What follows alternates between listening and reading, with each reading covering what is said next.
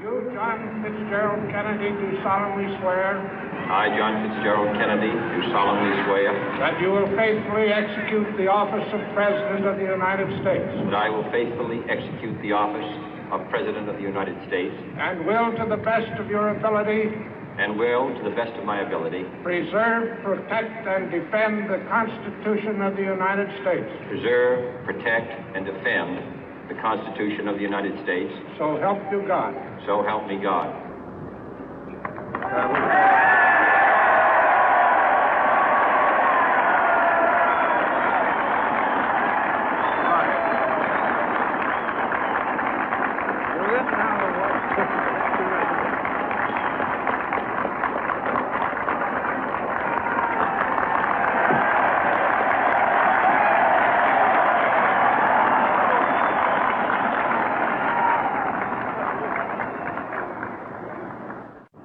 Vice President Johnson, Mr. Speaker, Mr. Chief Justice, President Eisenhower, Vice President Nixon, President Truman, Reverend clergy, fellow citizens. We observe today not a victory of party, but a celebration of freedom, symbolizing an end as well as a beginning, signifying renewal as well as change. For I have sworn before you and Almighty God the same solemn oath our forebears prescribed nearly a century and 3/4 ago. The world is very different now, for man holds in his mortal hands the power to abolish all forms of human poverty and all forms of human life. And yet the same revolutionary beliefs for which our forebears fought are still at issue around the globe. The belief that the rights of man come not from the generosity of the state, but from the hand of God. We dare not forget today that we are the heirs of that first revolution. Let the word go forth from this time and place to friend and foe alike that the torch has been passed to a new generation of Americans born in this century, tempered by war, disciplined by a hard and bitter peace, proud of our ancient heritage, and unwilling to witness or permit the slow undoing of those human rights to which this nation has always been committed and to which we are committed today at home and around the world.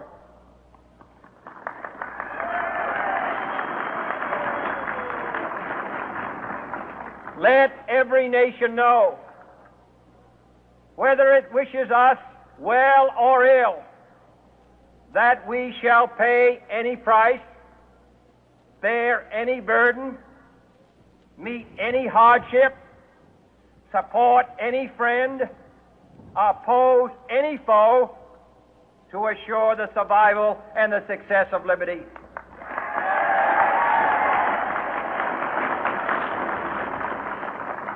This much we pledge and more. To those old allies whose cultural and spiritual origins we share, we pledge the loyalty of faithful friends. United, there is little we cannot do in a host of cooperative ventures. Divided, there is little we can do, for we dare not meet a powerful challenge at odds and split asunder. To those new states whom we welcome to the ranks of the free, we pledge our word that one form of colonial control shall not have passed away merely to be replaced by a far more iron tyranny. We shall not always expect to find them supporting our view, but we shall always hope to find them strongly supporting their own freedom, and to remember that in the past, those who foolishly sought power by riding the back of the tiger ended up inside.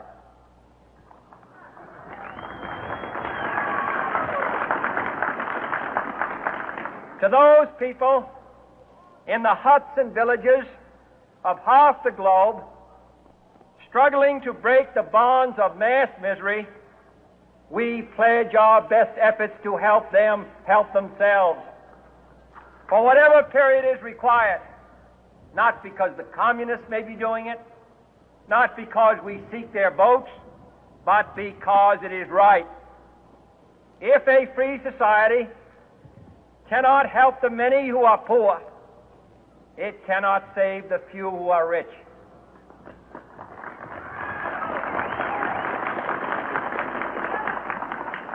To our sister republics south of our border, we offer a special pledge to convert our good words into good deeds, in a new alliance for progress, to assist free men and free governments in casting off the chains of poverty. But this peaceful revolution of hope cannot become the prey of hostile powers.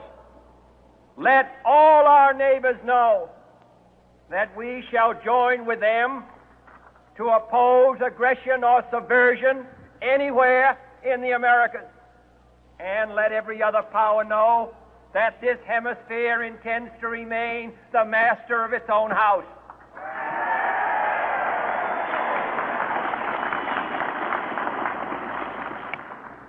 To that World Assembly of Sovereign States, the United Nations, our last best hope, in an age where the instruments of war have far outpaced the instruments of peace, we renew our pledge of support to prevent it from becoming merely a forum for invective, to strengthen its shield of the new and the weak, and to enlarge the area in which its writ may run. Finally, to those nations who would make themselves our adversary, we offer not a pledge, but a request that both sides begin anew the quest for peace. Before the dark powers of destruction, unleashed by science, engulf all humanity in planned or accidental self-destruction, we dare not tempt them with weakness, for only when our arms are sufficient beyond doubt can we be certain beyond doubt that they will never be employed. But neither can two great and powerful groups of nations take comfort from our present course, both sides overburdened by the cost of modern weapons, both rightly alarmed by the steady spread of the deadly atom, yet both racing to alter that uncertain balance of terror that stays the hand of mankind's final war. So let us begin anew, remembering on both sides that civility is not a sign of weakness, and sincerity is always subject to proof. Let us never negotiate out of fear, but let us never fear to negotiate.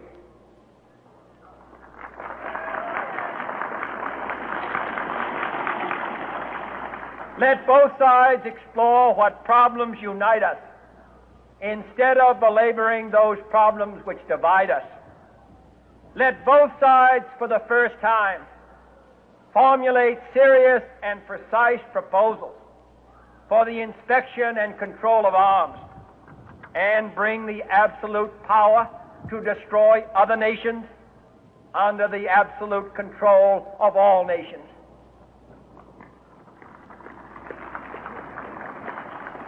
Let both sides seek to invoke the wonders of science instead of its terrors.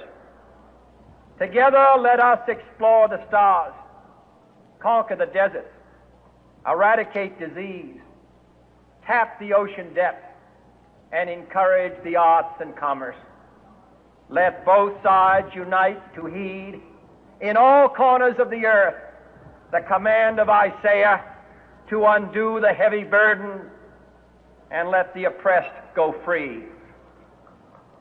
And if a beachhead of cooperation may push back the jungle of suspicion, let both sides join in creating a new endeavor, not a new balance of power, but a new world of law, where the strong are just and the weak secure and the peace preserved.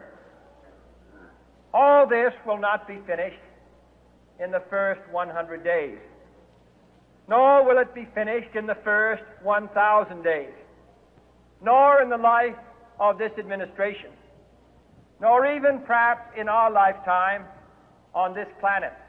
But let us begin.